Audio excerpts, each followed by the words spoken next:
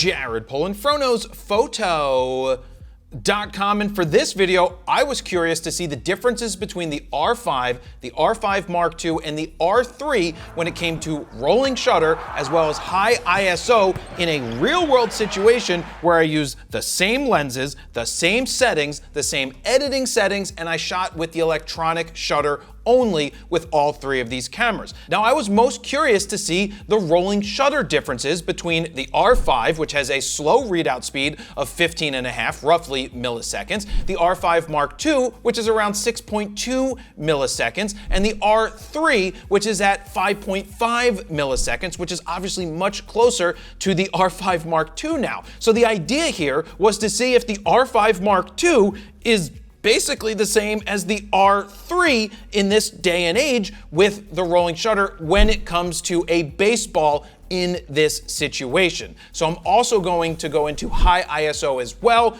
but now let's jump in with the rolling shutter aspect of a baseball flying here to home plate. This is what you get with an R5. You can see that the R5 has rolling shutter with this ball because of the slower readout speed. Now, we already knew that going into this. Let's look at the R5 Mark II. You can see right here that the R5 Mark II is between Harper's legs. Does it look pretty round? And the answer to that is yes, it looks pretty round right here. Now, I will tell you that a lot depends on what type of pitch the pitcher is throwing. Is it a fastball? Is it a changeup, a curveball, a slider? They move at different speeds. So there's no way that I could just say, oh, I'm just doing this for fastballs. I'm just trying to get them as close as possible on the screen together so that we can see the differences. And now with the R3, you can see that it's pretty much frozen in action here when it's coming towards the plate. Now let's put all three up together at the same time and you can see the slight differences. Obviously the R5 Mark II and the R3 are very similar. So let's put the R5 Mark II and the R3 together. We're gonna zoom in. Now remember, one of these is 45 megapixels and the other is 24. So for this example, I'm not gonna try and match them because we're just looking at the ball right here. You can see that obviously you're zoomed in more with 45 megapixels than you are with the R3. They look very good. Perfectly usable in this situation. I have no problem with that at all. But let me show you a couple more examples that I pulled out here with the R5.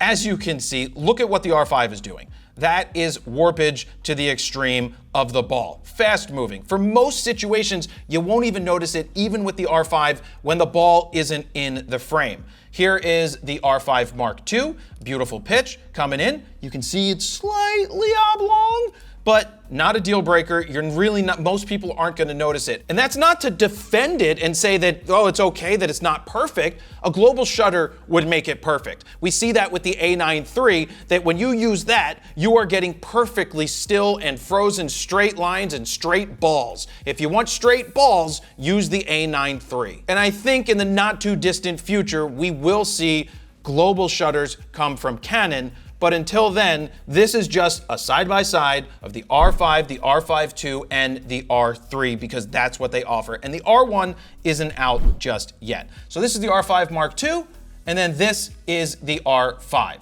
You can see clear warpage. A couple more examples that I think are important to show you is when you get closer to the subject. When you're filling the frame more, you're going to see more warpage, more rolling shutter occur because a bat that's going through a frame is taking up a larger portion of the frame, which means it's going to be on the scan line longer. When you're further away and you swing, it's much smaller, it's gonna happen much quicker. You fill the frame more, you end up with warpage here of the bat. But by the next swing, it would be perfectly straight. Here is the R3. You can see that it happens with the R3 as well when you fill the frame.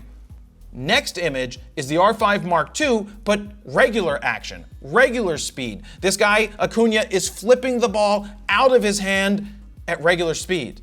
and it's not going to be a problem there. And he doesn't look like he's warping, and the background lines look perfectly straight. So the point that I'm making here is that in certain situations, you're going to see the warping. The more you fill the frame, the more you're going to see it for fast action. But with subjects running, you probably won't run into it. With soccer balls, in some situations, if it's going across the frame, you might see it. If it's coming towards you, you might not see it because it's coming towards you and it's not going to have a chance to warp.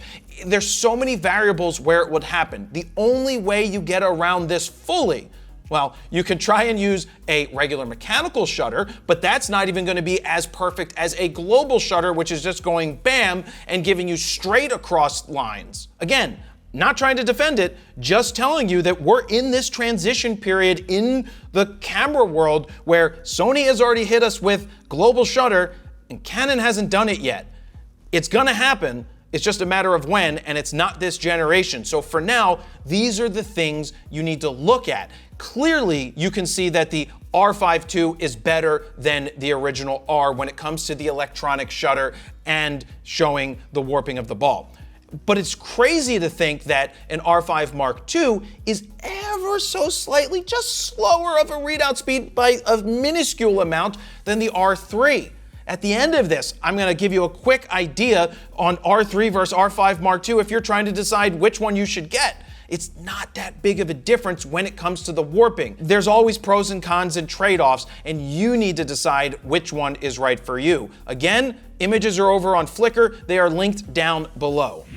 Let me jump in here real quick because I want to show you how I got the distinct look of the Civil War reenactment photos by using the preset called Copper Tone from FroPak 4. So here you can see we've got all of these different options from FroPak 4. There's a bunch of different ones, but I found out that Copper Tone right off the bat with one click looked really amazing. Now I want to show you that I'm going to tweak this ever so slightly over here on the side. Now you're not going to see the tweaks that I'm making physically, but you're going to see the results on the screen. But I think this has too much saturation. So all I do is I pull back on that saturation and it looks more realistic to me, and I can go ahead and I can tweak the white balance one way or the other to taste to give me the right look. So this is with my edit.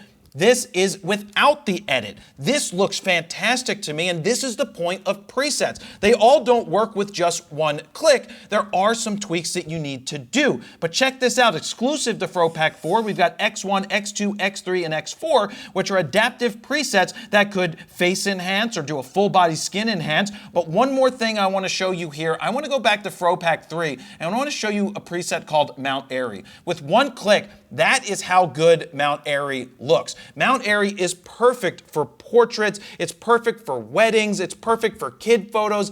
It's really a great preset. So look, if you want to speed up your raw workflow, give yourself a great starting point, or you're just tired of other people's presets sucking, you can see that ours do not suck. We created 14 all-new custom Lightroom presets that you can check out right now at froknowsphoto.com/FroPak4. While you're over there, you can play with the sliders to see the befores and the afters, and if you decide to pick them up right now, they are currently on sale. Or if you want to grab Mount Airy as part of the Grand Slam bundle, you will get FroPak 1, 2, 3, and 4 and save even more. Now, let's get back to the video.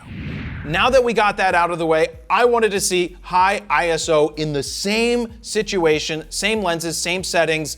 I pushed it to 10,000 ISO, which when you see my settings at 1/8,000th of a second, normally at 2.8, normally I wouldn't be shooting at 10,000 ISO. I would cut it in half and I go to 5,000 ISO at 1/4,000th of a second at night, but just for comparison's sake, I wanted to see the difference. So let's jump into that right here, starting with, we've got the R5, then we've got the R5 Mark II, and we have the R3.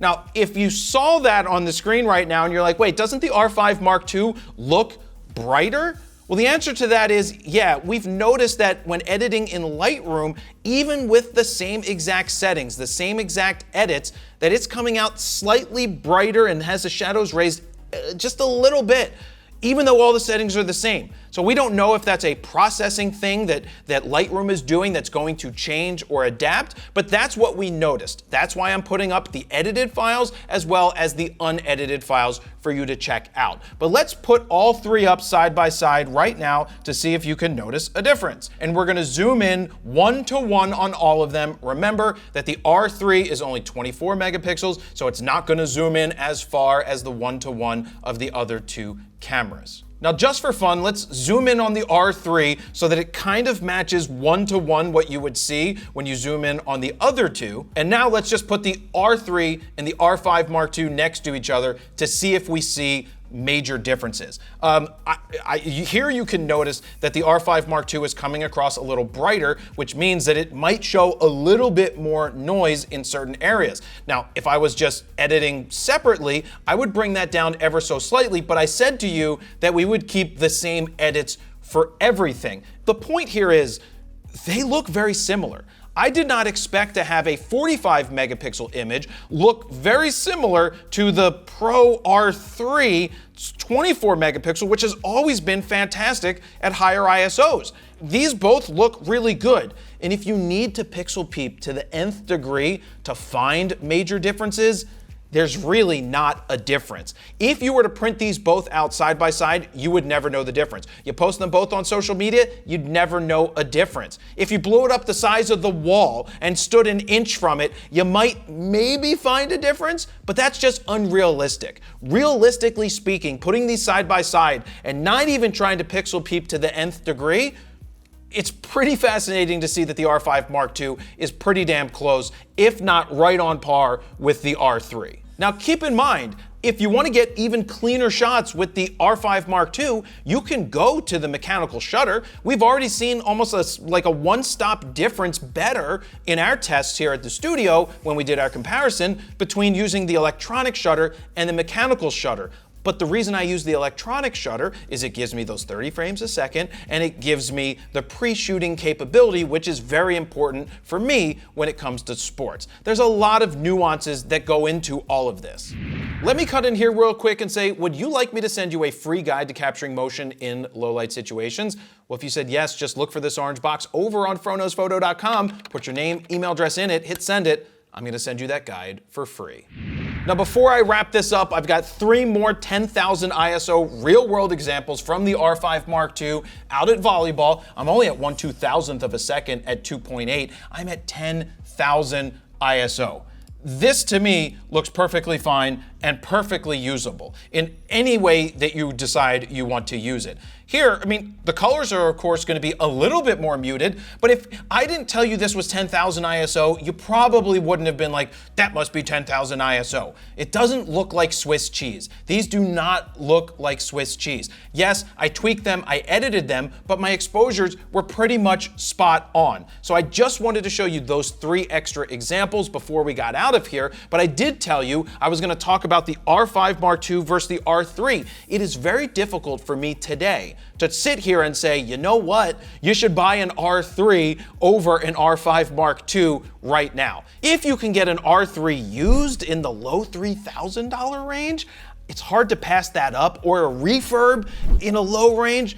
That's pretty insane because that camera is going to be bonkers for a long time to come. It's an insane camera. But if you're looking to buy one or the other right now, brand new, it's hard for me to say don't look at the R5 Mark II because it's one of the most exquisite, well-rounded cameras that I've ever used from a stills standpoint. We haven't even dived that far into the video aspect yet, but from a stills standpoint, it's powerful. What you're capable of doing is insane. The rolling shutter has been cut to a fraction of what it was before. You're 30 frames per second, you're pre-shooting. It's crazy. And 10,000 ISO looks pretty good. So I'm gonna leave it right there. Don't forget about the images you can check out on Flickr. They're full res, play with them, see what you think, but they're not RAW files. They are exported from RAW files. They are full res JPEGs. Thank you guys very much for watching. Jared, Polin, froknowsphoto.com. See ya.